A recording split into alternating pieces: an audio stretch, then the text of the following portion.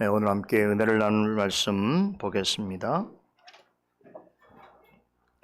사도행전 13장 38절로 52절까지 보겠습니다. 사도행전 13장 38절에서 52절 말씀 봉독해 올리겠습니다. 그러므로 형제들아, 너희가 알 것은 이 사람을 힘입어 죄사함을 너희에게 전하는 이것이며, 또 모세의 율법으로 너희가 의롭다 하심을 얻지 못하던 그 모든 일에도 이 사람을 힘입어 믿는 자마다 의롭다 하심을 얻는 이것이라. 그런즉 너희는 선자들로 말씀하신 것이 너희에게 미칠까 삼가라 일렀으되, 보라, 멸시하는 사람들아, 너희는 놀라고 망하라. 내가 너희 때를 당하여 한 일을 행할 것이니 사람이 너희에게 이를지라도 도무지 믿지 못할 일이라 하였느니라 하니라. 저희가 나갈새 사람들이 청하되 다음 안식일에도 이 말씀을 하라 하더라.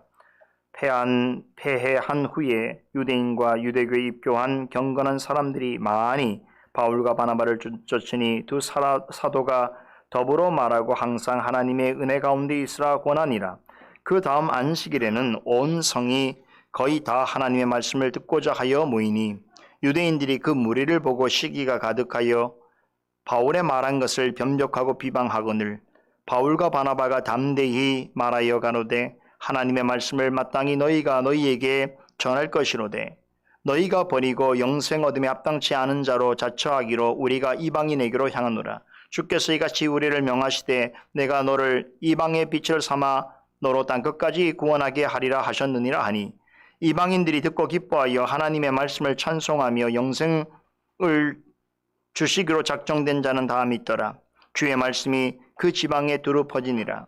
이에 유대인들이 경건한 기부인들과 그 성내 유력한 자들을 선동하여 바울과 바나바를 핍박게 하여 그 지경에서 쫓아내니 두 사람이 저희를 향하여 발에 티끌을 떨어버리고 이고니온으로 가거늘 제자들은 기쁨과 성령이 충만하니라.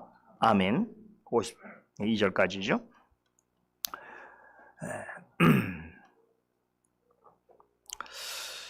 오늘은 사도행전 강의 56번째 시간으로 바울이 첫 번째 전도여행 중에 비시디아 안디옥의 어느 해당에서 전한 설교의 마지막 단락 내용, 그리고 이 설교를 들은 청중들의 반응과 관련해서 성령께서 주시는 은혜와 교훈을 함께 상고하려고 합니다.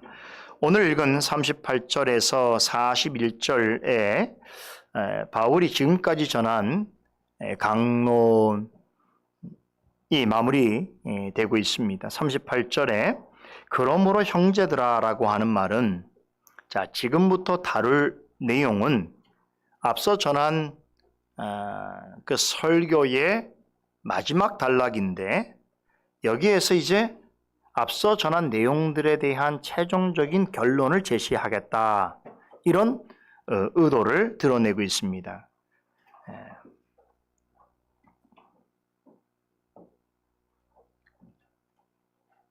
여기서 바울은 자신의 설교를 듣는 회중이 다시금 예수 그리스도에게 더욱 집중하도록 요구하고 있습니다. 지금까지도 철저하게 그리스도 중심적인 설교를 했습니다만, 이제 결론 부분에 있어서 마치 음악의 피날레처럼 정말로 그리스도에 대해서 하고 싶어하는 이야기를 전하려고 하고 있습니다. 자, 이 내용을 이해하려고 하면요, 과연 앞서서 그리스도 중심적인 설교를 어떻게 진행시켜 왔는지를 다시 한번 우리가 조금 정리해 볼 필요가 있겠습니다. 첫 번째 단락에서 16절에서 26절까지의 말씀이었죠. 유대인들이 잘 아는 이스라엘 역사를 언급하면서 구약의 족장들을 택하신 하나님은 곧 이스라엘 백성의 하나님이시라는 사실을 강조했습니다. 그러하신 하나님께서 일찍이 아브람과 모세와 다윗과 영원한 언약을 맺으시면서 이스라엘을 위한 진정한 구원을 위해서 구원자를 보내주시겠다라고 약속하셨습니다. 바울은 하나님께서 구약의 조상들과 약속하셨던 언약이 구주 예수 그리스도를 통해서 성취되었음을 증거했습니다. 이는 당시 유대인들에게 널리 알려져 있던 세례 요한조차 인정하는 바라고 하는 점을 강조했는데요. 즉 세례 요한이 나는 그리스도가 아니라 내 뒤에 오시는 이가 있으니 나는 그분의 신을 풀기도 감당치 못할 것이니라고 전한 그분은 다름 아닌 예수님이었다고 하는 사실을 강변했습니다. 이 같은 내용을 전한 뒤에 바울은 두 번째 단락에서 26절에서 37절 말씀인데요. 이제 본격적으로 예수 그리스도의 십자가 죽음과 부활에 대해서 집중적으로 논했습니다. 하나님께서 이스라엘 조상들에게 행하신 약속을 이루시기 위해서 구주 예수님을 세상에 보내셨습니다. 하지만 불행하게도 유대 지도자들과 유대인들은 예수님을 받아들이지 않았지요. 하나님의 약속대로 자신들을 구원하러 오신 예수님을 배반하였고 그분을 십자가에 못 박아 죽였습니다. 그러나 예수님은 제자들에게 약속하신 대로 죽음 후에 무덤에 들어가셨다가 3일 만에 다시 부활하셨습니다. 바울은 예수님이 당하신 고난과 죽음은 매우 부당하고 불의한 일이었으나 과거에 이미 하나님께서 여러 족장들과 선조를 통하여 전하신 예언이 성취된 역사로서 해석합니다. 그러면서 예수님의 성육신과 고난과 죽음과 부활은 모두 다 하나님께서 당신의 택한 자들을 위해서 약속을 이루시기 위해 주도적으로 행하신 일이었다는 사실을 역설했습니다. 두 번째 단락에서 바울은 하나님께서 이스라엘 조상에게 약속하셨고 성취하신 일들 중에서 특별히 예수님의 부활 사건에 대해서 집중적으로 논의합니다. 이를 증명하기 위해서 구약 성경 중에 시편 2편, 이사야 53장 그리고 시편 16편을 연달아서 인용했는데 이 말씀들이 가지고 있는 공통점은 예수 그리스도의 부활을 예언하고 있다는 것입니다. 지난주 주일에 제가 이 부분에 대해서 자세하게 설명드리면서 이 중에서 특별히 시편 16편을 주의 있게 여러분과 함께 살펴보았습니다. 바울은 시편 16편에서 다윗이 예언한 한 인물을 주목합니다. 그는 죽어서 조상들처럼 무덤에 들어가게 되지만 결코 썩음을 당하지 않을 주의 거룩한 자로 있을 것이다 라고 그는 예언했습니다. 다윗이 말한 그가 누구일까요? 그분은 십자가 죽음으로 무덤에 들어가셨으나 부활하신 예수 그리스도이십니다. 이렇게 두 번째 단락은 하나님께서 다윗을 통하여 약속하신 예언이 예수 그리스도의 부활을 통해서 완벽하게 성취되었다라고 하는 부분을 확인시켜주면서 마무리되었습니다. 자, 이제 이쯤 되면 이제 바울의 설교를 듣고 있는 청중들의 입장에서, 즉 하나님을 경외하는 유대인과 경건한 이방인들의 입장에서 바울이 전한 예수 그리스도에 대하여서 관심을 가지게 되었을 것입니다. 그런데 바울의 입장에서는 예수님에 대하여 아직 규명하지 않은 중요한 한 사실이 있습니다. 십자가에 죽으시고 부활하신 예수님이 하나님께서 이스라엘 조상들에게 약속하시고 예언하신 구주라고 하는 사실에서는 앞선 설명을 통하여 충분히 증명해 냈습니다만 이분이 그리스도를 믿고자 하는 사람들에게 그렇다면 실제적으로 어떤 의미를 가지게 하며 구체적으로 어떤 유익을 끼치시는지 그 부분에 대해서는 아직 전하지 못한 교훈이 있습니다. 이것이 바울이 오늘 마지막 설교의 단락에서 전하고자 하는 가장 중요한 핵심입니다. 아마도 바울의 설교를 지금까지 주의 있게 들었던 유대인과 이방인들이라면 속으로 이런 생각을 하였을지도 모릅니다. 바울, 당신이 말한 대로 하나님이 이스라엘 조상들에게 약속하신 모든 내용이 예수 그리스도를 통해서 성취되었다고 합시다. 우린 그것을 인정합니다. 그러면 지금은 우리가 예수 그리스도를 직접 만날 수 없는 형편에서 그가 과연 나의 삶에 어떤 의미를 가진단 말이요? 당신의 주장처럼 유대인이 예수 그리스도에 대해서 특별히 생각해야 하는 것이 당연하다고 하겠지만 이스라엘과 전혀 상관없는 이방인이라면 왜 그를 구주로 믿고 따라야 한단 말이요? 라고 하는 질문을 가질 수도 있습니다. 이에 바울은 본 설교의 결론에서 예수 그리스도는 왜 유대인이나 이방인 할 것 없이 누구나 믿고 따라야 하는 분인가에 대하여 명쾌하게 설명해 주고 있습니다. 바울은 그리스도의 복음을 전해 듣는 사람이라면 먼저 그리스도에 대해서 반드시 알고 있어야 하는 중요한 두 가지 진리를 전하고 있습니다. 첫째는 예수 그리스도는 나의 죄를 사해 주시는 분이시다라고 하는 것이고, 둘째는 예수 그리스도로 말미암아 의롭다 하심을 얻게 된다는 사실입니다. 38절은 죄를 용서해 주시는 죄의 사함에 대해서 전하고 있고, 39절은 의롭다 하심을 얻는 일, 곧 칭의에 대해서 논하고 있습니다. 그런데요, 바울은 두 구절에서 죄사함과 칭의는 오직 이 사람을 힘입어 이루어진다고 강조합니다. 38절과 39절에서 바울이 두 번이나 반복해서 강조하는 이 사람은 누구겠습니까? 앞서 설명한 십자가에 죽으시고 부활하신 예수 그리스도를 가리킵니다. 바울은 청중에게 죄사함과 칭의의 복음을 전하고 있습니다. 죄사함과 칭의는 구원에 있어서 필수적으로 요구되어지는 과정입니다. 죄사함을 얻지 못하거나 의롭다함을 얻지 못한 사람은 구원을 얻을 수 없습니다. 그렇다면 죄사함과 칭의는 어떻게 얻을 수 있단 말인가? 여기에 대해서 바울은 이렇게 설명하는 것입니다. 오직 예수 그리스도를 통해서만 가능하다는 것이지요. 오늘 본문에 나오는 이 사람을 힘입어라고 하는 말은 죄사함과 칭의는 하나님의 은혜로 오직 그리스도로 말미암아 이루어진다는 뜻입니다. 다시 말해서 죄인이 용서함을 받고 하나님 앞에서 의롭다함을 얻는 것은 사람의 행위나 공로로 되어지는 것이 아니라는 것입니다. 전적으로 하나님께서 그리스도를 통해서 이루시는 역사라는 것입니다. 지금 바울은 예수 그리스도로 말미암은 죄사함의 은혜와 칭의의 은혜에 관한 복음을 설교의 결론으로서 제시하고 있습니다. 자, 이 내용은 여러분과 저에게는 매우 익숙한 내용입니다. 우리는 그동안 이런 공부를 많이 했기 때문에 잘 알고 있는 부분입니다만, 당시 유대인과 이방인들에게 있어서는 이 내용은 실로 충격적인 가르침이었습니다. 특별히 유대인들에게 있어서는 더욱더 그러했습니다. 바울이 전한 복음은 유대인들이 전통적으로 가지고 있던 구원에 관한 지식과는 완전히 다른 것이었습니다. 그들은 죄를 용서받거나 의롭다함을 얻기 위해서는 모세 율법을 철저하게 지켜야 한다고 믿었습니다. 그런데 바울은 죄사함과 칭의는 모세 율법과는 상관없이 오직 예수 그리스도로 말미암아 주어지는 것이라고 가르쳤습니다.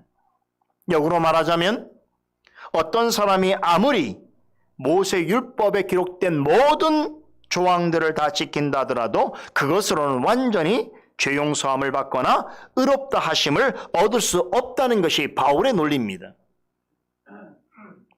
바울은 죄사함과 칭의는 하나님께서 죽은 자 가운데서 살리신 예수 그리스도를 통해서만 가능하다고 강조합니다. 이러한 복음의 개념은 당시 유대인들에게 있어서는 정말로 아연실색하게 할 만한 말이었습니다. 여러모로 그들은 충격을 받을 수밖에 없었습니다. 그런 유대인들을 향해서 바울이 여러분 어떻게 마지막 본문의 설교를 시작하는지 보세요. 그러므로 형제들아라고 부릅니다. 어떤 목소리였을까? 어떤 음성이었을까요? 대단히 차분하고 다정한 음성이었을 것입니다. 이미 자신은 정통 유대인 중에 유대인이요, 히브리인 중에 히브리인 아닙니까? 율법으로는 바리새인 아닙니까? 그러므로 누구보다도 지금 자신의 말을 듣고 당황하고 충격에 빠져 있는 유대인들의 입장을 너무나 잘 알고 있었던 것입니다. 자신조차 부활하신 예수 그리스도를 만나고 그분을 알기 전까지는 일반 유대인들과 다를 바 없는 생각을 가지고 살아왔습니다. 그리고 그 신앙을 지키기 위해서 예수 그리스도를 믿는 사람들을 핍박하는 것이 당연하다고 여기고 왔던 사람입니다. 그런 입장이었기 때문에 지금 자신의 설교를 듣고 있는 청중들이 매우 당혹스러워하고 경악하는 것에 대하여서 그는 일종의 동병상련의 마음을 느끼고 있습니다. 충분히 그럴 수 있다는 거죠. 그래서 같은 자의 마음으로 그들을 향하여 형제들아라고 부르는 것입니다. 하지만 바울은 그리스도를 만나고 또 그분으로부터 전해진 말씀과 사도들의 교훈과 또 오랜 세월 동안 또 지속적으로 행한 성경 연구를 통해서 참된 복음을 깨닫게 되었습니다. 하나님과 그리스도의 관계를 알게 되었고 예수 그리스도가 어떤 분인지를 알게 되었으며 하나님께서 그리스도 통해서 이루시는 구원의 내용과 방식에 대해서 알게 되었습니다. 이 모든 진실을 성령께서 진리의 말씀을 통해서 그로 하여금 깨닫게 해주셨습니다. 그러기에 바울은 자신과 같은 태생이요 같은 나라 백성이요 하나님께서 구별하셔서 귀히 사용하셨던 동족 유대인들에게 이 복음을 있는 그대로 담대하게 전하였던 것입니다. 그로서는 예수 그리스도로 말미암아 죄 사함을 얻고 의롭다 함을 받을 수 있으며 누구든지 이 사실을 믿음으로 믿고 고백하는 사람이라면 구원받을 수 있다라고 하는 사실이야말로 유대인과 이방인들을 위해서 하나님께서 마련해 주신 가장 좋은 소식이라고 그는 확신하고 있었기 때문입니다. 지금까지 동족 유대인들이 이 사실에 대하여 깨닫지 못함으로 구주 예수 그리스도를 정죄하고 십자가에 죽이는데 앞장섰지만 그럼에도 예수 그리스도를 힘입어 죄사함을 얻고 의롭다 하심을 얻는다는 복음을 그들에게 전할 수 있다는 것은 자신이 유대인으로서 유대 민족을 사랑하는 사람으로서 그들에게 할 수 있는 가장 가치 있고 고상한 일이라는 것을 그는 확신하고 있었던 것입니다. 바울이 모세의 율법을 언급한 것은 그것을 비난코자 함이 아닙니다.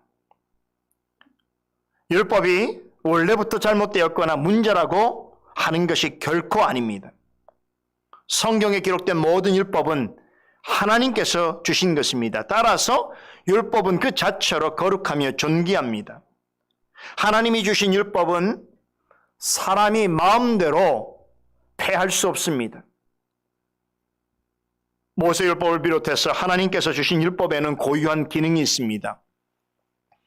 세 가지로 요약할 수 있습니다. 첫째는 율법은 죄를 깨닫게 함으로 하나님 앞에서 우리 자신이 죄인이라는 사실을 자각하게 합니다. 하나님은 율법을 통해서 무엇이 선이고 악인지를 알려주셨습니다. 죄인 것과 죄가 아닌 것을 가르쳐 주셨습니다. 그런데 만일 율법이 없다면 어떻게 되겠습니까? 사람이 무엇이 선인지 무엇이 죄인지 알 수 없게 된다면 여러분 어떻게 되겠습니까? 따라서 만일에 율법이 없다면 무엇이 선이고 무엇이 악이며 무엇이 죄고 무엇이 죄가 아닌 것을 구분할 수 있는 내용과 기준이 없다면 아마 우린 계속해서 범죄할 것이고 그리고 그런 우리의 죄에 대한 하나님의 진노는 더욱더 무거워질 것입니다. 율법이 있기에 우리는 죄가 무엇인지 알 수 있게 되었을 뿐만 아니라 하나님 앞에서 언제나 죄인으로서 있을 수밖에 없는 우리 자신을 발견할 수 있게 되었습니다. 그런 점에서 율법은 우리와 하여금 죄를 발견하게 하지만 역설적으로는 하나님의 의를 드러내는 방편이기도 한 것입니다. 둘째로 율법은 우리를 그리스도에게로 인도해 줍니다. 갈라디아서 3장 24절에 따르면 율법은 우리를 그리스도에게로 인도하는 몽학선생이라고 하죠. 개역개정판에서는 초등교사로 번역되어 있습니다. 그러니까 율법은 우리로 하여금 우리가 죄인인 것을 깨닫게 하고 우리의 본질적인 무지함과 연약함을 깨닫고 이제 우리 자신에게 신뢰하지 아니하고 우리의 죄를 사하여 주시고 우리를 의롭다 하여 주시는 그리스도께로 인도해 준다는 것입니다. 율법은 하나님 앞에서 우리 자신이 아무것도 내세울 수 없는 죄인이라는 사실을 알려주고 그것으로 인하여서 우리 자신에 대하여 우리가 절망하고 우리 자신을 부인하게 하기도 하지만 그 결과 그리스도를 더욱 간절히 찾게 하고 그분을 의지하게 만듭니다. 그리스도를 통하지 않고서는 하나님께로 나아갈 수 없음을 깨닫게 해줍니다. 이렇게 율법은 우리 스스로에게 좌절하고 낙심된 우리의 손을 붙잡고 매우 친절하고 자상하게 때로는 엄격한 모습으로 우리를 그리스도에게로 인도해 주는 몽학선생이요 초등 교사와 같습니다. 셋째로 율법은 믿는 사람을 거룩한 삶으로 이끕니다. 우리 십계명을 생각해보면 알 수 있겠죠. 십계명은 믿지 않는 사람뿐만 아니라 구원 얻은 사람에게 너무나 중요합니다. 우리는 성경에 기록된 많은 율법을 통해서 하나님의 하나님 되심에 대해서 배우게 됩니다. 하나님은 어떤 마음과 성품을 가지고 계신지 또 믿는 자에게 무엇을 원하시는지 성경은 세세하게 가르쳐주고 있습니다. 그러므로 율법을 잘 한다면 하나님을 경외할 수밖에 없습니다. 모세는 신명기 17장 19절 20절에서 평생의 율법을 자기 옆에 두고 읽어야 하는 이유를 전합니다. 그것은 하나님을 경외하기를 배우고 마음이 좌로나 우로나 치우치지 않게 하기 위함이라고 모세는 이스라엘 백성들에게 가르칩니다. 시편 1편 기자는 하나님이 보시기에 복 있는 자는 오직 여호와의 율법을 즐거워하며 그 율법을 주야로 묵상하는 사람이라고 가르쳤습니다. 그렇습니다. 하나님이 내신 율법은 믿는 사람을 세상에서 거룩하고 구별된 삶으로 이끌어 갑니다. 그런 까닭에 우린 지금도 십계명 같은 영원한 도덕법을 사랑하고 부지런히 배우고 그 율법에 순종하고자 애쓰는 것입니다. 그런데 기억할 것이 있습니다. 율법을 지키는 것은 구원 얻은 자로서 행하는 것이지 율법을 지키는 것이 구원을 얻기 위한 일이 아니라는 것입니다. 로마서 3장 20절에는 율법의 행위로 하나님 앞에 의롭다 하심을 얻을 육체가 없다라고 합니다. 갈라디아서 2장 16절에서는 사람이 의롭게 되는 것은 율법의 행위에서 난 것이 아니요 오직 예수 그리스도를 믿음으로 말미암는다고 가르칩니다. 심지어 3장 10절에서는 율법을 지키는 행위로서 구원을 얻는다고 하는 사람은 저주받을 자라고 합니다. 그런데 당시 유대교 지도자들은 이렇게 모세 율법을 또 모세 율법을 통해서 나타난 규례들을 반드시 지켜야만 죄 사함을 받을 수 있고 의롭다함을 얻을 수 있다고 가르쳤습니다. 율법을 지키는 행위를 구원을 얻기 위한 필수 불가결한 조건으로서 여겼던 것입니다. 이렇게 율법 행위를 통해서 구원을 이루는 조건으로서 모세 율법을 강조하였던 것입니다.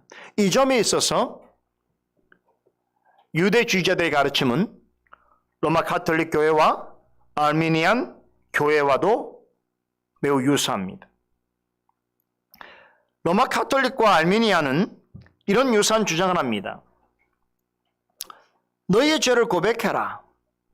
그러면 용서해 주마. 그리고 앞으로는 죄를 범하지 않도록 주의해라. 그렇지 않으면 구원에서 탈락될 수 있다. 그러므로 내가 힘을 다해서 너의 구원을 붙들고 유지하기를 힘쓰라. 이런 류의 가르침을 강조합니다. 한 가지 놀라운 사실은 로마 가톨릭 교회에서도 우리가 표준 문서로 웨스트민스터 신앙고백서를 고백하는 것처럼 로마 가톨릭 교회에서도 모든 로마 교회에서 받아들이고 있는 표준 신앙 문서가 있는데 그게 바로 트렌트 신조라는 것입니다. 그 트렌트 신조에 보면 칭의와 관련해서 이런 표현이 기록되어 있습니다. 만약 누군가 죄인이 오직 그리스도를 믿는 오직 믿음으로만 의롭게 된다고 말한다면 그에게 저주가 있으리라. 어떻습니까? 종교개혁에서 가르치고 있는 칭의 사상을 전면적으로 부정할 뿐만 아니라 오히려 그 성경으로서 규명된 칭의 사상을 저주하는 내용이 명시되어 있습니다. 로마 교회는 바울이 가르치는 오직 그리스도로 말미암아 오직 믿음으로 의롭게 된다는 가르침을 거부합니다. 로마 교회는 의롭다 함을 받는 것은 약간의 하나님의 선물이라고 말합니다. 그러나 의롭다 함을 받은 사람이 행하는 그 선행은 그 자신의 공적으로 여깁니다. 칭의의 은혜를 받은 사람은 자기 공로로 더 큰 은총을 받을 수 있고 더 좋은 구원을 얻을 수 있다는 식으로 이해합니다. 그러나 죄사함과 칭의는 사람의 행위로서 받을 수 있는 것이 아닙니다. 엄밀하게 말하자면 죄사함과 칭의는 사람의 행위와 전혀 관련이 없습니다. 죄사함과 칭의는 하나님께서 죄악 가운데 영죽을 죄인을 향하여 너는 구원받은 자녀다 라고 하는 것을 선포하는 일종의 법적인 행위입니다. 하나님께서 우리를 의롭다고 선언하실 때에 그 근거를 우리의 행실, 즉 우리의 행위나 공로에 두지 않으셨습니다. 오직 그리스도께서 십자가에 이루신 완전하고 영원한 의에 근거하여 우리를 의롭다고 하십니다. 그러면 우리는 이 사실을 어떻게 알고 확신할 수 있는가? 다시 말하면 우리가 죄인 되었던 우리를 우리의 모든 죄를 사하여 주시고 우리를 의롭다 하시는 그런 하나님의 법적인 선언이 우리와 상관없이 그리스도로 인하여 이루어지는 사실을 우리는 어떻게 인지할 수 있고 어떻게 확신할 수 있는가 하는 것입니다. 칭의는 오직 믿음으로서만 받을 수 있습니다. 우리의 본성은 항상 죄에 오염되어 있고 죄를 향해서 굽어져 있기 때문에 하나님이 오직 그리스도로 말미암아 의롭다 하신 이를 우리는 우리의 지성으로는 우리의 감각과 경험으로는 온전히 믿지 못할 뿐만 아니라 그 사실에 대해서 항상 의심하고 불신앙할 수밖에 없습니다. 왜냐? 칭의는 근본적으로 우리의 경험과 의식세계 바깥에서 하나님께서 예수 그리스도의 대속의 은혜를 근거로 이루신 일이기 때문입니다. 우리와 상관없이 행하신 일이기 때문이지. 그리스도께서 우리를 대신해서 우리의 죄에 대한 하나님의 진노를 감당하시고 하나님의 율법에 온전히 순종하심으로 획득하신 그분의 공로와 은혜 덕분에 하나님 앞에서 우리가 의롭다함을 얻을 수 있게 되었던 것입니다. 그러면 이 사실을 우리는 어떻게 믿을 수 있고 확신할 수 있는가 하는 것이죠. 하나님께서는 오직 그리스도로 말미암아 우리에게 행하신 이 일에 대하여 우리로 하여금 깨닫고 확신할 수 있도록 하시기 위해서 믿음의 선물을 주셨습니다. 그것이 무엇입니까? 바로 참된 믿음입니다. 이 믿음을 가지고 예수 그리스도를 진실로 믿고 고백하는 그런 확실한 증표가 있는 사람은 어떤 사람입니까? 오직 그리스도로 말미암아 죄사함을 얻은 자요 그리스도로 인하여 의롭다함을 받은 구원 얻은 사람입니다. 하나님께서는 칭의를 통해 예수 그리스도께서 십자가에 이루신 구속의 은혜를 적용하여 주실 뿐만 아니라 하나님 앞에서 항상 죄인일 수밖에 없는 우리에게 한량없는 자비와 공유를 베푸십니다. 하나님께서 그리스도로 말미암아 이루신 칭의로 인해서 우리는 어떤 죄든 용서받게 되었습니다. 그리하여 이전에 죄와 허물로 죽었던 자요 하나님과 원수였고 심판받아 마땅한 진노의 자였던 우리가 이제는 하나님과 화목된 관계가 될 수 있게 되었습니다. 또한 하나님께서 거저 주시는 평안과 은혜를 맛보아 누릴 수 있게 되었습니다. 이것을 사도 바울은 로마서 8장에서 의롭다 하심을 입은 사람을 뭐라고 표현합니까? 양자의 영을 받았어. 다시 말하면 성령의 역사로 말미암아 하나님께 양자된 자다. 그러므로 그런 사람은 이 역사가 있기 전까지는 하나님 앞에서 죄인이요 원수였던 자가 양자의 영을 받아서 이제 하나님을 어떻게 부른다고 했습니까? 아바 아버지라고 부를 수 있게 되었다는 것이죠.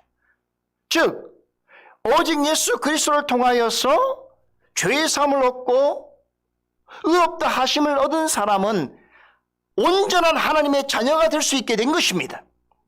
성령께서는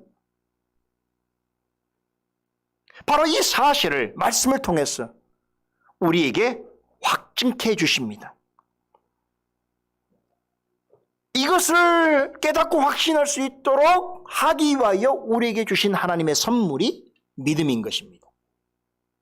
그러므로 우리가 믿음으로 말미암아 구원을 얻는다고 할 때는 그 믿음은 내 속에서 난 믿음으로써 구원을 얻는다는 뜻이 아니고 하나님께서 이 사실을 알도록 하시기 위하여 선물로 주신 그 믿음을 통하여 내가 하나님의 자녀가 되었다는 것을 깨달을 수 있게 되었다는 것입니다.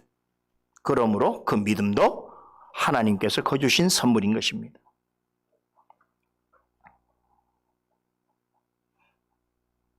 여러분, 이 사실이 얼마나 중요한가 하면 우리가 받아들이고 있는 16, 17세기 작성된 개혁주의 신앙 고백서들은 하나도 빠짐없이 바울이 전한 죄사함과 칭의의 가르침들을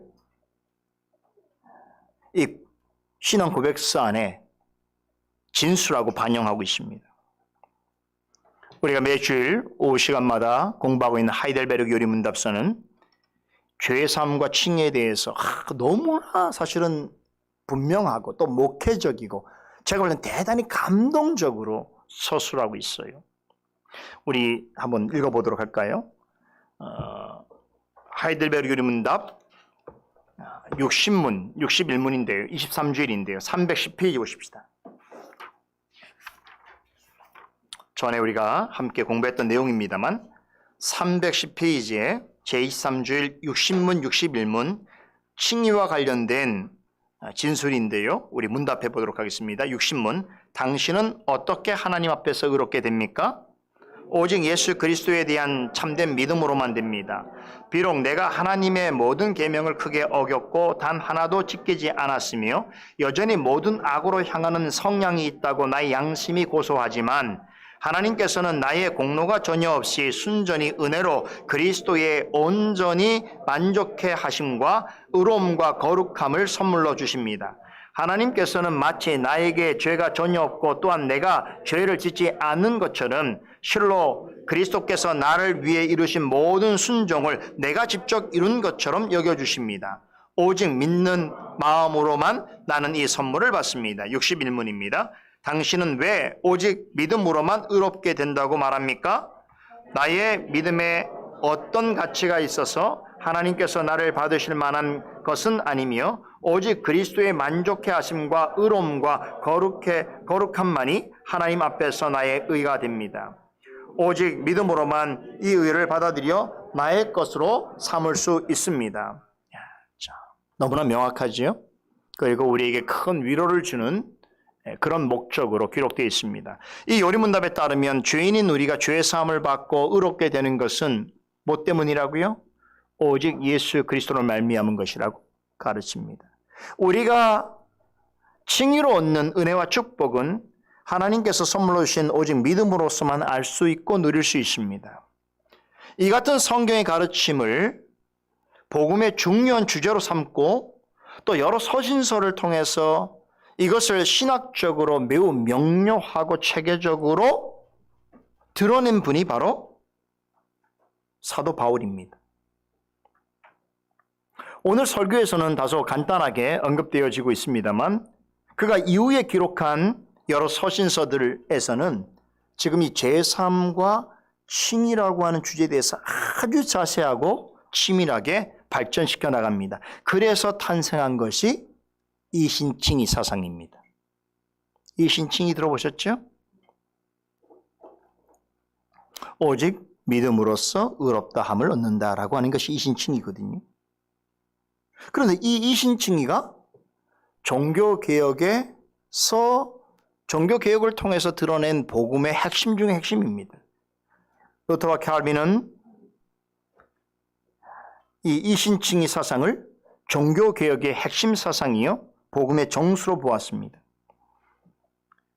칼빈 같은 경우는 이 이신칭의 사상은 교회가 서기도 하고 무너지게도 하는 가르침이다라고 했습니다. 만일에 이 사상이 성경의 가르침대로 올바르게 가르쳐지지 않는다면 교회는 무너질 수 있다라고 경고했습니다.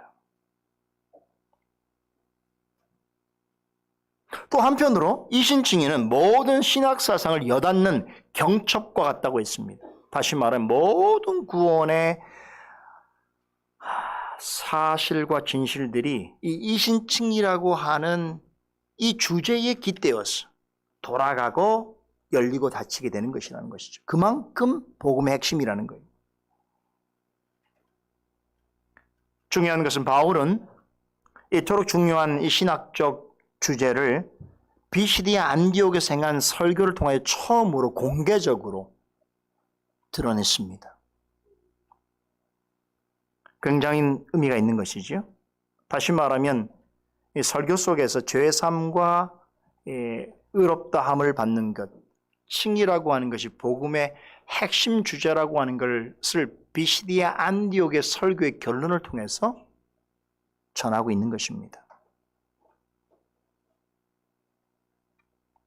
그뿐이 아닙니다. 본 설교에 언급된 여러 가지 중요한 주제들이 있는데 예를 들면 언약, 율법, 죄와 제사함, 또 칭의, 믿음, 은혜 이런 말들은 이후에 기록한 서신서들에서 아주 중요한 신학적 주제로서 부각됩니다. 그런 점에서 볼 때 비시디아 안디옥의 설교는 이제 그의 사역에 있은 초창기의 설교인데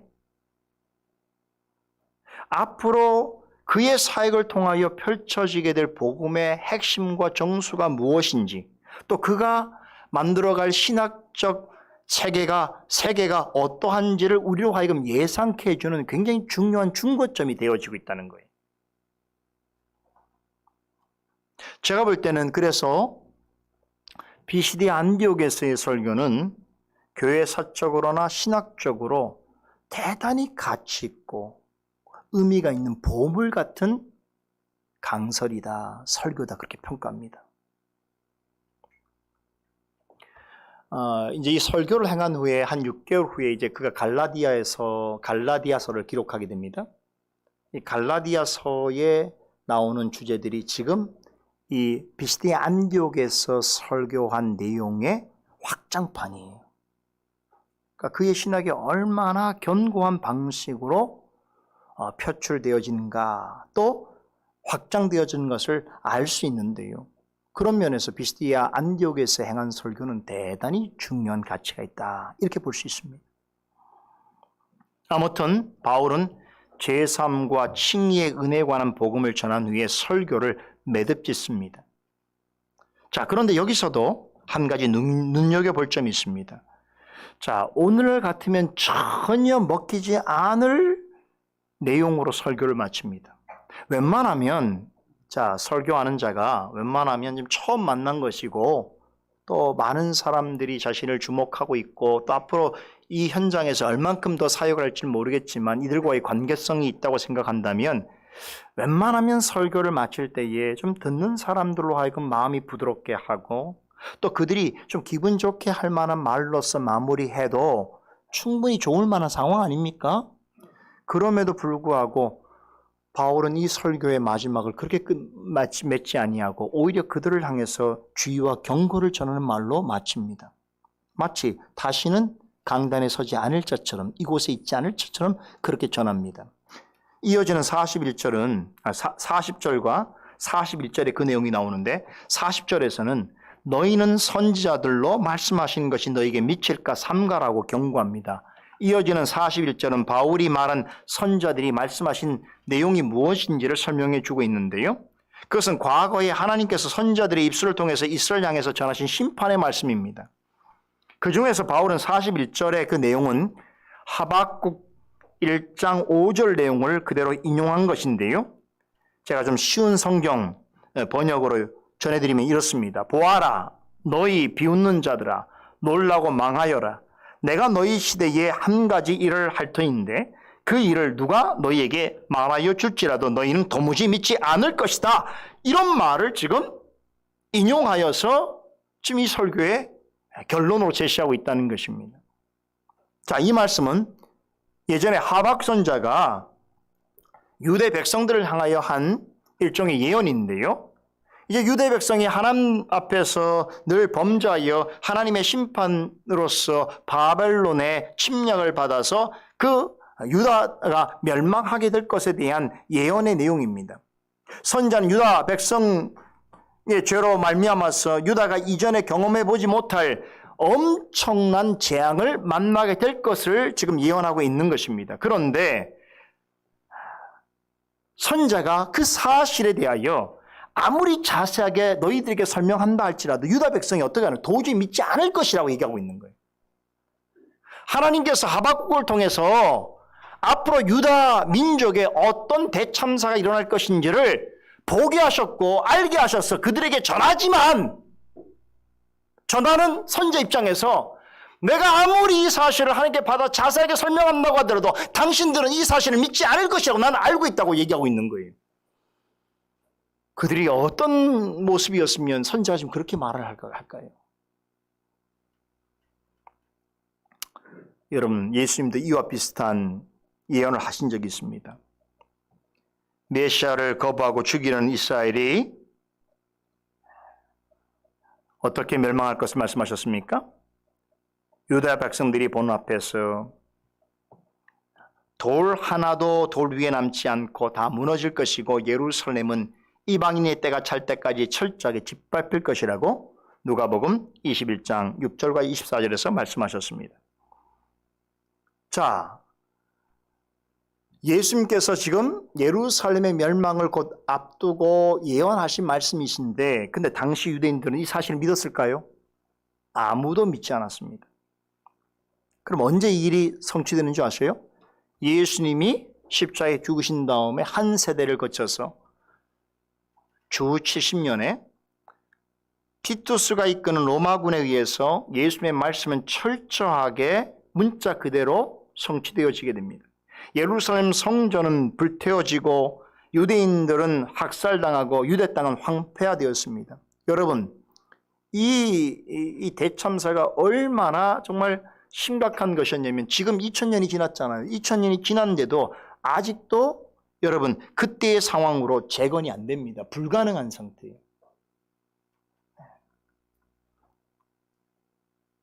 그래서 여러분 지금 예루살렘에 가면 그때 서쪽에 남아있는 예루살렘 성전에 한 벽만 남아있어요. 그 벽을 통곡의 벽이라고 하는데 2000년이 지났는데도 여러분 예루살렘의 그 벽조차 재건되지 못할 정도로 예수님의 하신 말씀대로 돌 위에 돌이 하나 남지 않도록 않을 정도로 완전히 황폐화되어 버렸단 말이죠.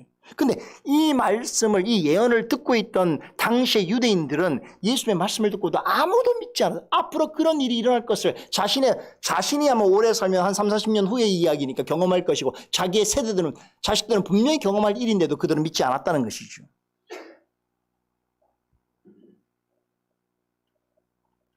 바울이 하박국 선지자의 말을 인용한 이유가 여기 있습니다.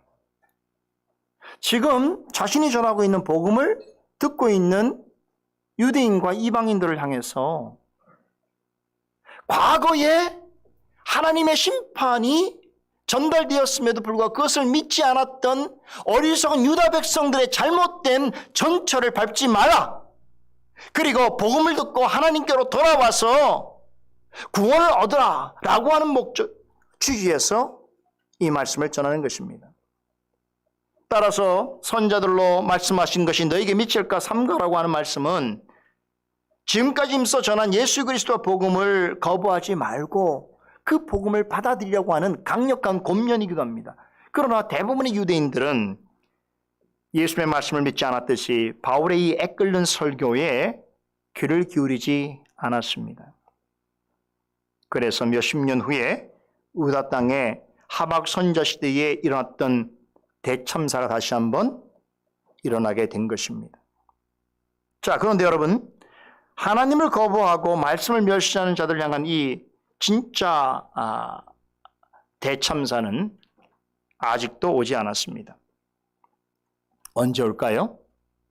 마지막 날에 예수 그리스도께서 재림하실 때에 최후 심판이 믿지 않는 자들에게 있어서는 그때는 도저히 기회를 갖지 못할 가장 커다란 대첨사가 될 것입니다. 왜 그렇습니까? 그 최후 심판을 받아 영원한 형벌에 던져지게 될 것이기 때문입니다. 성경은 예수님께서 재림하시는 날에 이 일이 분명히 있을 것이라고 가르치고 있지만 여전히 많은 사람들은 주의 있게 듣지 않습니다. 하박국 시대와 바울 시대의 유대인들이 장차 유대 백성에게 일어날 엄청난 심판에 관한 말씀을 듣고도 믿지 않았던 것처럼 오늘날에도 많은 사람들은 앞으로는 그와 비교할 수 없을 만큼 크고 두려운 심판의 날이 올 것이라고 성경이 분명히 말하고 있고 복음을 전하는 자리 증거하고 있음에도 불구하고 삼가 주의하기는커녕 도리어 조롱하고 비아냥거립니다. 역사가 계속 반복되고 있어요. 인간의 역사는 여러분 인간의 죄악으로 인하여서 미친 그 결과가 계속적으로 반복되고 있다는 것을 우리에게 말해주고 있습니다. 말씀드린 대로 바울의 설교는 청중에게는 특히나 유대인이 듣기에는 대단히 불편하고 부담스러운 내용으로 마칩니다. 모세 율법을 지키는 행위로 보다 더 좋은 구원을 얻을 것이라고 철통같이 믿었던 유대인들로서는 바울의 설교는 경악을 금치 못할 내용입니다. 그렇다면 바울의 설교에 대한 청중들의 반응은 어땠을까요? 두 가지 상반된 반응이 나타납니다. 42절에서 52절에 이 내용이 소개되어 있는데요. 여러분 여기에는 굿뉴스와 배드뉴스가 있습니다. 굿뉴스와 배드뉴스 중에 어떤 뉴스를 먼저 듣기를 원하십니까? 여러분들 선택하세요. 굿뉴스부터 합시다. 좋은 이야기부터 해야 되겠죠.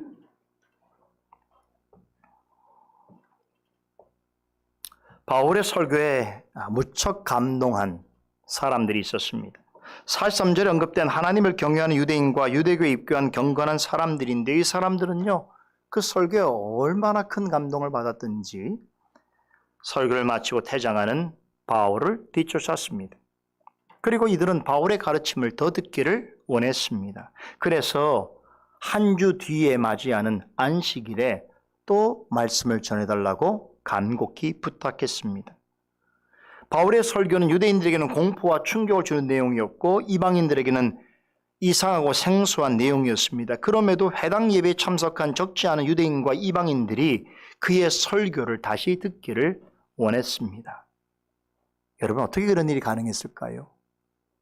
성령께서 그들에게 들을 만한 귀를 주신 것입니다.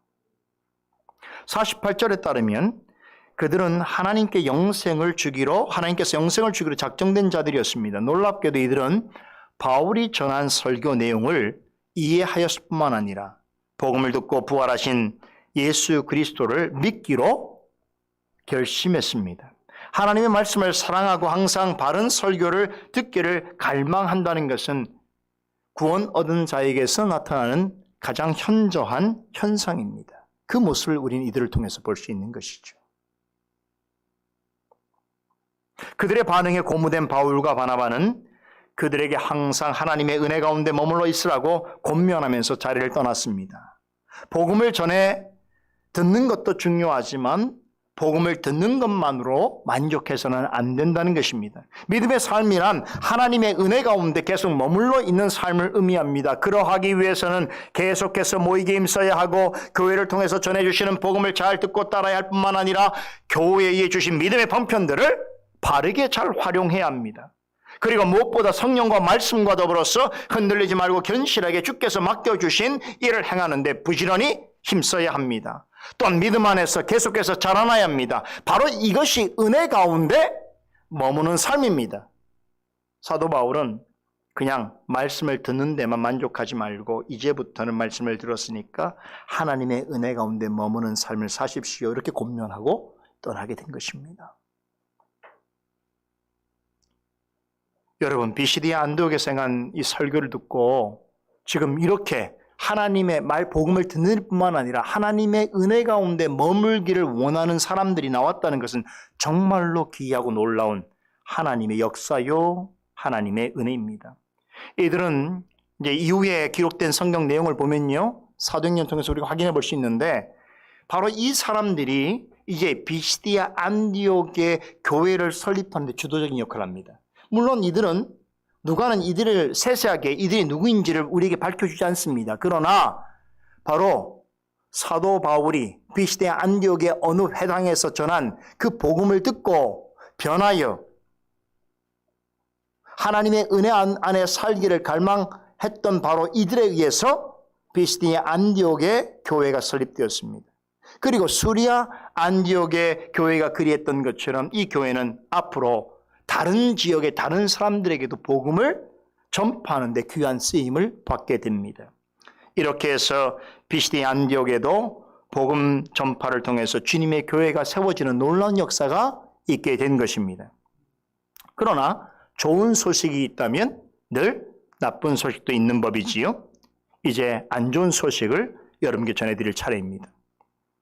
비시디아 안디옥의 회당에서 행한 설교로 인해서 바울 일행은 오히려 큰 어려움에 빠지게 됩니다. 어느덧 그들과 약속한 다음 안식일이 되었습니다. 누가는 그날에 바울의 설교를 들으려고 거의 온 성 사람들이 모였다라고 전합니다. 약간의 과장이 있는 표현이죠. 여기 성에 사는 모두가 다 이 설교를 들러 나왔다는 이야기라기보다는 그만큼 많은 사람들이 정말 구름대처럼 몰려와서 바울의 설교를 듣기를 원했다라고 하는 그런 의미일 것입니다. 이 말은 이제 한 주 동안, 이제 바울이 지난주에 설교했는데 다음 주 설교까지 일주일이지 않습니까? 안식일이. 그 사이에 비시디아 안디옥에 그야말로 바울과 그 일행은 가장 핫한 인물이 되어버렸어요. 왜냐하면 그가 전한 설교는 이전에 듣지 못했던 놀라운 설교였고 또 그것에 대하여 많은 사람들이 반응하였기 때문에 지금처럼 미디어도 없는 시절인데도 온 성 사람들이 바울이 한 설교와 또한 그의 어떤 그 행동에 대하여 모두가 알고 있었다는 것이죠. 많은 사람들이 관심을 가졌습니다. 자, 그러나 그 중에는 아까 말씀드린 것처럼 바울에 대해서 참 귀한 생각을 가지고 또 설교를 듣기를 원하는 사람도 있었지만 그와 그의 일행을 좋아하지 않은 사람도 많았습니다. 44절에 많은 사람이 하나님의 말씀을 듣고자 하여 모였다는 말을 볼 때에 바울의 설교를 듣기를 원하는 사람도 셀 수 없이 많았지만 바울과 일행을 시기하고 질투하는 이들도 부지기수로 많았습니다. 그들은 수많은 사람이 그의 설교를 들으려고 모여든 것에 대하여서부터 마음에 들어하지 않았습니다. 그러니까 지금 사도 바울의 설교를 듣기 전부터 마음이 아주 사실은 시기와 분노로 가득 차 있는 거예요. 자기들 볼 때는 한 몇 사람 정도, 얼마 정도 올 줄 아는데 정말 많은 사람들이 바울의 설교를 듣기 위해서 모였다는 그 사실 자체, 그 현상 자체를 그냥 받아들이기가 싫었던 것이죠. 그래서 설교를 듣기 전부터 시기와 분노를 표출했습니다. 이들이 누구인가 하면 비시디아 안디옥에 사는 여느 유대인들입니다. 한 주 전에 해당에서 바울의 설교를 듣고 감동을 받은 유대인들과 다른 부류의 유대인들입니다. 만약에 42절 초반부에 기록된 저희가 나갈세라고 하는 말이 바울이 설교를 마치기 전에 일부 유대인들이 회당을 빠져나갔다라고 하는 의미로 해석해 본다면 그렇게 해석하는 분들이 있어요. 45절에 바울을 비방한 사람들 중에는 그 일주일 전에 회당 예배에 참석하였다가 바울이 전하는 복음을 듣고 내심, 마음에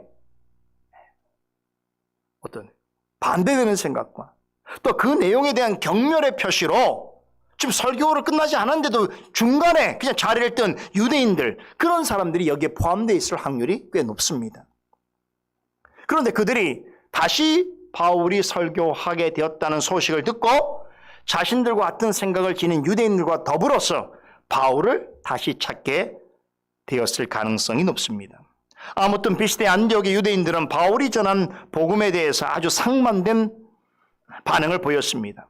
은혜와 감동을 받고서도 다시 설교를 듣고자 한 사람들이 있었는가 하면 사사건건 불만을 품은 자들도 있었던 것입니다. 다음 안식일 때 이들은 큰 무리를 지어서 나타났습니다. 그리고는 바울이 말한 것을 반박하고 트집잡기 시작했습니다. 자, 지난번에는 아무 말도 하지 못하던 자들이 이번에는 악의와 격정에 사무친 그런 모습으로 바울을 비방하고 그가 전한 복음을 못 얻겠습니다. 여러분, 이 모습을 어디서 우리가 많이 본 듯하지 않습니까? 기시감이 들지 않습니까? 바로 예수 그리스도를 정죄하고 십자가에 못 박으라고 외쳤던 바로 그 종교 지도자들이죠. 그 무지한 유대인들이죠. 그 모습 그대로 비시디아 안디옥의 유대인들도 바울에게 똑같이 행했습니다. 45절에 그들이 시기가 가득하여 변박하고 비방했다는 말의 원어적인 의미는 이렇습니다. 바울이 말할 때 계속해서 끼어들면서 반대하는 말들을 넣어놓고 무슨 말만 하면 꼬투리를 잡아서 중상하고 모독했습니다. 그래서 같은 편 사람들에게는 미움과 분노의 감정을 자극하는 어떤 선동적인 말들을 쏟아내고 자신과 다른 편에 있는 사람들에게는 매우 위협적이고 두려운 마음을 가지도록 의도적으로 이런 분위기를 만들어 간 것입니다. 이런 모습은 예나 지금이나 어디서든지 볼 수 있습니다. 1세기 때부터 오늘날까지 그리스도를 증오하고 복음을 대적하는 사람들은 한결같이 이렇게 행동합니다. 개인적으로는 이렇게 잘 하지 않아요. 개인적으로는 그냥 듣고 어떻습니까? 기분이 나쁘면 그냥 교회를 뛰쳐나가면 되는데 그제 그 이후에 집단적인 행동을 하죠.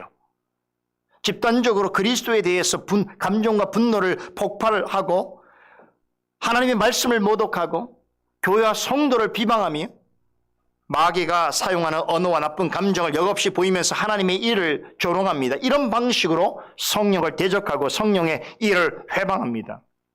여러분, 이단들이 하는 일이 다 비슷해요. 개인적으로 만나면 참 순한 사람도 있어요. 그런데 집단적으로 모이게 되면 정말 상상을 초월하는 행동들을 하게 되는 것이죠.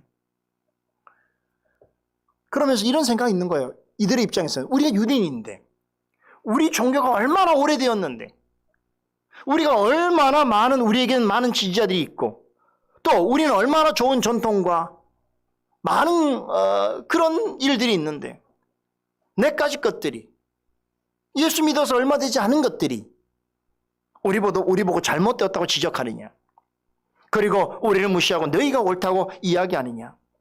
지금 이 내용이 진실하냐 아니냐, 진리냐 아니냐의 관심이 아니고 그런 형식 자체가, 그런 현상 자체가 싫은 거예요. 그렇죠. 이런 사람일수록 이렇게 뭡니까? 감정적으로 행동합니다. 목청이 높아지고 상대방을 겁박하고 무슨 말만 하면 그 말을 꼬투리 삼아서 모독하고 비아냥거리죠. 지금 이런 행동이 여기서 나타나고 있는 거예요. 이게 1세기 때문에 있었던 일 같습니까? 오늘날도 똑같습니다.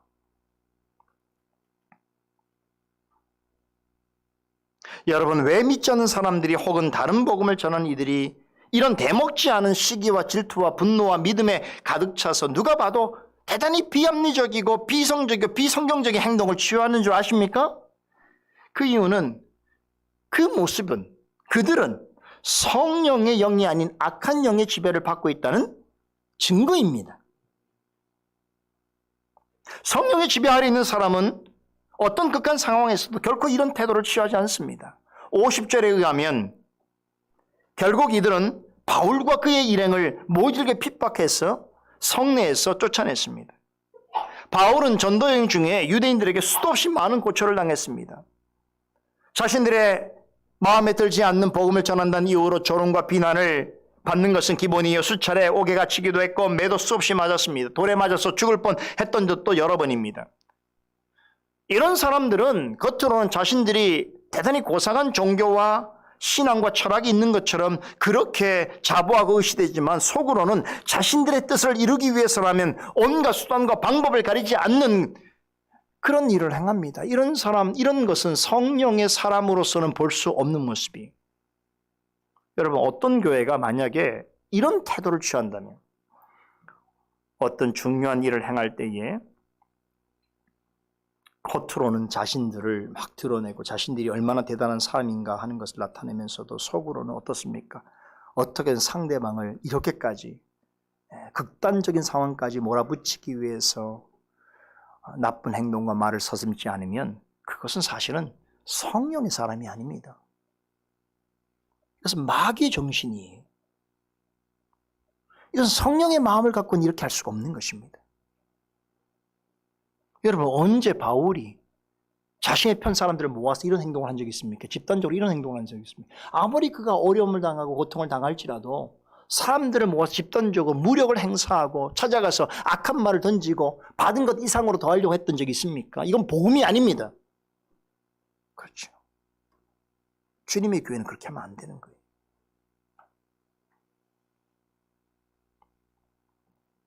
그런데요, 우리는 예나 지금이나 참된 복음을 전하는 사람들, 이런 사람들은 바울과 그 일행을 대한 무리와 비슷한 수준과 유형을 지닌 사람들을 만나게 될 수 있습니다. 그리스도의 은혜 아래 살아가는 성도를 조롱하고 괴롭히는 것을 마치 자신의 사명처럼 생각하는 그런 사람들이 우리 주변에 있습니다. 그죠?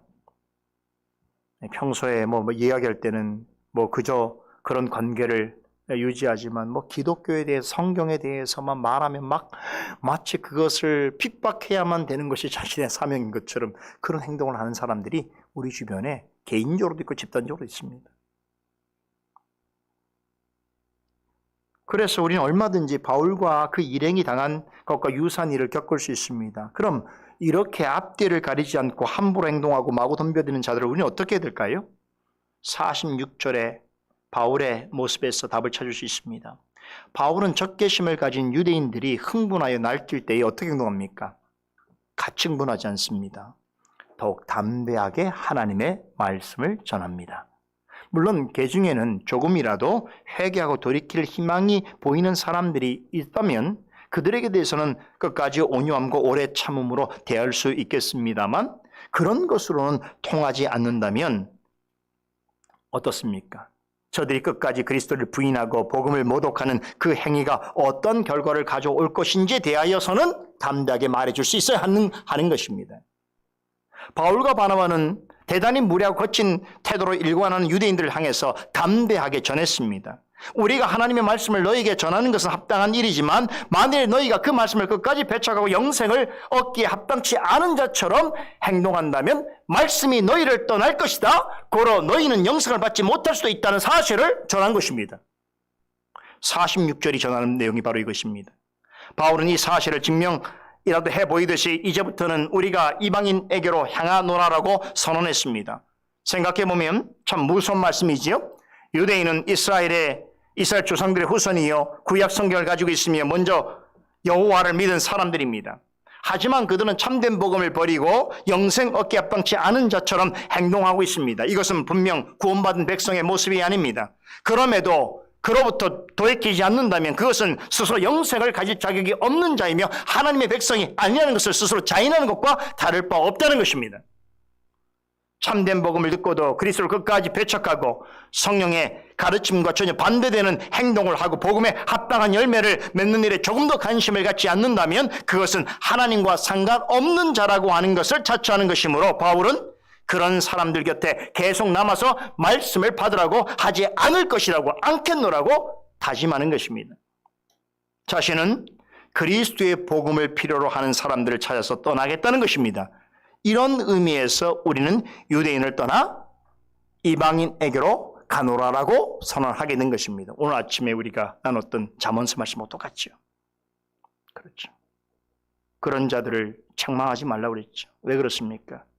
그런 자들은 여러분 가장 좋은 것인데도 좋은 것을 누리지 그것을 받지 않고 그것을 통하여서 주시는 은혜를 계속 거부하는 자들이라면 어떻게 하는 거예요? 우리로서는 상종할 이유가 없는 것이죠. 이 말은 바울이 한 말은 앞으로 유대인과는 전혀 상종하지 않겠다거나 이방인에게만 복음을 전하겠다는 뜻이 아닙니다. 바울은 전도 여행을 떠나기 전에 먼저 유대인에게 복음을 전하고 그 다음으로 이방인에게 복음을 전한다는 선교 전략을 세웠습니다. 이 전략은 이후에도 변함없이 유지됩니다. 다만 이 사건을 계기로 비시디아 안디옥에서 지금 겪고 있는 이 사건을 계기로 분명하게 변화된 점이 있습니다. 바울은 이방인의 사도로서의 소명을 더 확고하게 가지는 계기가 되었습니다.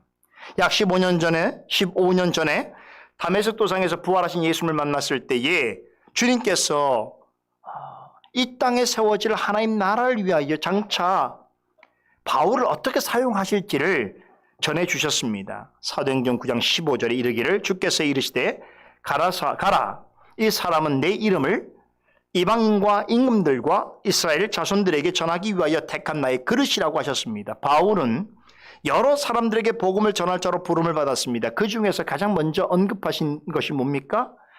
이방인입니다. 특별히 그는 이방인들에게 구원의 복음을 전할 자로서 특별한 택함을 받았습니다. 그러기에 바울은 동족 유대인들의 시기와 질투 때문에 속상해하거나 그들의 방해 공작을 핑계로 주저할 시간이 없었습니다. 그에게는 이방인들에게 복음을 전해야 하는 직분과 사명이 맡겨져 있었습니다. 본문 47절은 이사야서 49장 6절의 말씀을 인용한 것입니다. 바울은 이 말씀을 언급함으로써 자신은 이방인의 사도로서 부름받았다는 사실을 공개적으로 천명했습니다. 하나님께서 이방인 이사야 선지자 때에 이미 이방인을 위한 구원의 뜻을 전하셨습니다. 이 말씀은 장차 메시아로 오실 예수 그리스도를 예수 그리스도께서 밝히 나타내실 일인 것을 예언한 것입니다. 예수님은 이스라엘 백성의 구원만을 위해서 오신 것이 아니라 이방을 비추는 참된 빛으로 이방인 가운데 하나님이 영생을 주기로 작정하신 자들을 구원하기 위한 구주로 오셨습니다. 그러면서 하늘에 오르실 때에 제자들에게 너희는 땅 끝까지 이르러 내 증인이 되라고 명하셨습니다. 사도 바울은 이 거룩한 일을 위해서 특별한 부르심을 받은 사람입니다. 그는 비시디아 안디옥에 있으면서 자신을 대적하는 많은 유대인들로부터 온갖 수모와 고초를 당하면서 오히려 자신이 처음 주님을 만났을 때, 주님께서 자신을 찾아왔을 때 자신에게 주신 그 사명, 그 직분에 대하여 더 깊이 자각하게 된 것입니다. 그러기에 바나바와 함께 이제 우리는 이방이 있는 곳이라면 어디든지 그것이 땅 끝이라도 가겠노라고 선언하게 되었던 것입니다.